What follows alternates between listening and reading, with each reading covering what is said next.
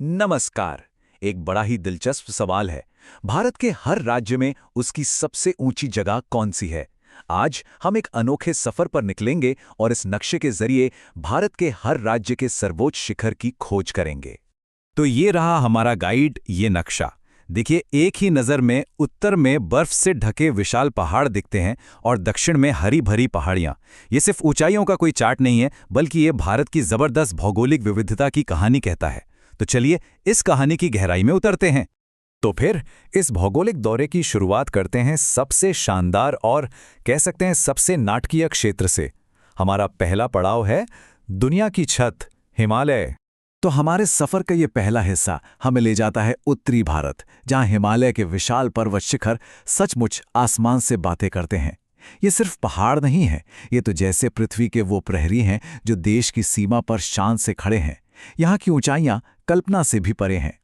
List में सबसे पहले आता है गॉडविन ऑस्टेन, जिसे K2 के नाम से भी जाना जाता है, और इसकी ऊंचाई सोचिए जरा, 8,611 मीटर। ये माउंट एवरेस्ट के बाद दुनिया का दूसरा सबसे ऊंचा शिखर है। इस ऊंचाई की विशालता का अंदाजा लगाना भी कितना मुश्किल है। और K2 के ठीक पीछे ही है सिक्किम का कंचनजंगा, 8,586 मीटर्स की ऊंचाई पर। कमाल की बात यह है कि ये दोनों ही चोटियां 8,000 मीटर के उस जादुई आंकड़े से ऊपर हैं, जहां हवा तक बहुत पतली हो जाती है। ये सिर्फ पहाड़ नहीं, ये पृथ्वी के असली दिग्गज हैं। हमारा सफर आगे बढ़ता है उत्तराखंड में नंदा देवी के साथ, जो 7,816 मीटर की ऊंचाई पर है। मतलब इस पूरे क्षेत्र में एक के बाद एक ऐसे विशाल शिखर आते हैं जो हिमालय की भव्यता को, उसकी महानता को दिखाते हैं। तो कुल मिलाकर देखें तो लद्दाख, सिक्किम, उत्तराखंड, अरुणाचल प्रदेश और हिमाचल प्रदेश, इन सभी राज्यों में 6,800 मीटर से भी ज्यादा ऊंची चोटियां हैं। ये हिमालय की असली ताकत और उसकी विशालता का सबूत है। अब जरा ये फर्क देखिए, एक तरफ हिमालय का 8,611 मीटर ऊंचा शिखर और दूसरी तरफ सीधे मध्य भारत की 1,722 मीटर की चोटी। मतलब जमीन आसमान का फर्क है ना? और यही फर्क हमें हमारे सफर के अगले और बिल्कुल अलग पड़ाव के लिए तैयार कर रहा है।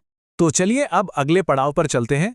अब हम मध्य और पश्चिमी भारत की उस स्थलाकृति को देखेंगे जो बिल्कुल ही अलग है। यहाँ कहानी ऊंचे पहाड़ों की नहीं, बल्कि प्राचीन पहाड़ियों की है। यहाँ का भौगोलिक बदलाव एकदम साफ है। हम नए और ऊंचे हिमालय से दूर उपमहाद्वीप के पुराने और ज्यादा घिस चुके हिस्सों में आ गए हैं। ये पहाड़ियाँ भारत के प्राचीन भूवैज्ञानिक इतिहास की गवाह हैं। यहाँ कुछ मुख्य उदाहरण हैं, जैसे राजस्थान में गुरु शिखर, जो दुनिया की सबसे पुरानी पर्वत श्रृंखलाओं में से एक, अरावली की सबसे ऊंची चोटी है। फिर मध्य प्रदेश में धूपगढ़ है और झारखंड में पारसनाथ, जो एक बड़ा तीर्थ स्थल भी है। ये सब अपने अपने राज्यों के सर्वोच्च बिंदु हैं और इनका अपना अलग सांस्कृतिक और भौगोलिक महत्व है। अब हमारे सफर का रुख दक्षिण भारत की ओर है। यहाँ हम पश्चिमी और पूर्वी घाट की उन खास पर्वत श्रृंखलाओं पर ध्यान देंगे जो भारत के प्रायद्वीपीय हिस्से की रूपरेखा बनाती हैं। और यहाँ हमारी नजर पड़ती है अनायमुडी पर, जो 2695 मीटर पर है। ये सिर्फ केरला का ही नहीं, बल्कि हिमालय के दक्षिण में पूरे भारत का सर्वोच्च शिखर है। इसे पश्चिमी घाट का ताज कहा जा सकता है, जो इस पूरे क्षेत्र की भौगोलिक पहचान का एक बहुत जरूरी हिस्सा है। अब अगर नक्शे पे पश्चिमी और पूर्वी घाट की तुलना करें, तो पश्चिमी घाट, जैसा कि हम अनायमुडी और डोडाबेट्टा में देखते हैं, ज्यादा ऊंचे और लगातार हैं।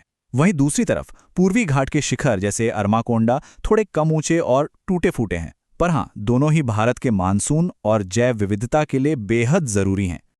अच्छा, तो अब तक हमने जो कुछ भी अलग अलग देखा है, उसे एक साथ लाने का वक्त आ गया है, ताकि भारत की स्थलाकृति की एक पूरी तस्वीर बन सके। ये हमारे सफर का आखिरी पड़ाव है, जहां हम सभी हिस्सों को जोड़कर एक बड़ी कहानी देखेंगे। ये तालिका भारत की ऊंचाइयों की अविश्वसनीय रेंज को एक साथ दिखाती है। देखिए, एक तरफ हमारे पास 8,000 मीटर से भी ऊंची दुनिया की छत कही जाने वाली चोटियां हैं, और दूसरी तरफ बिहार का सोमेश्वर किला जैसी साधारण पहाड़ियां, जिनकी ऊंचाई 1,000 मीटर से भी कम है। ये एक ही देश के दो बिल्कुल अलग चेहरे हैं। तो एक बार फिर से इस पूरे नक्शे पर नजर डालते हैं। 8,611 मीटर के K2 से लेकर 880 मीटर की सोमेश्वर पहाड़ी तक भारत की ये चोटियां विशाल भूवैज्ञानिक विविधता की एक जबरदस्त कहानी कहती हैं। यह सफर हमें दिखाता है कि भारत सचमुच में विरोधाभासों का देश है। और ये सफ़र हमें एक बहुत ही गहरे सवाल पे लाके छोड़ता है कि किसी भी जगह का जो भूगोल होता है वो वहाँ की संस्कृति और इतिहास को आखिर कैसे शक्ल देता है। ये वाकई में एक सोचने वाली बात है।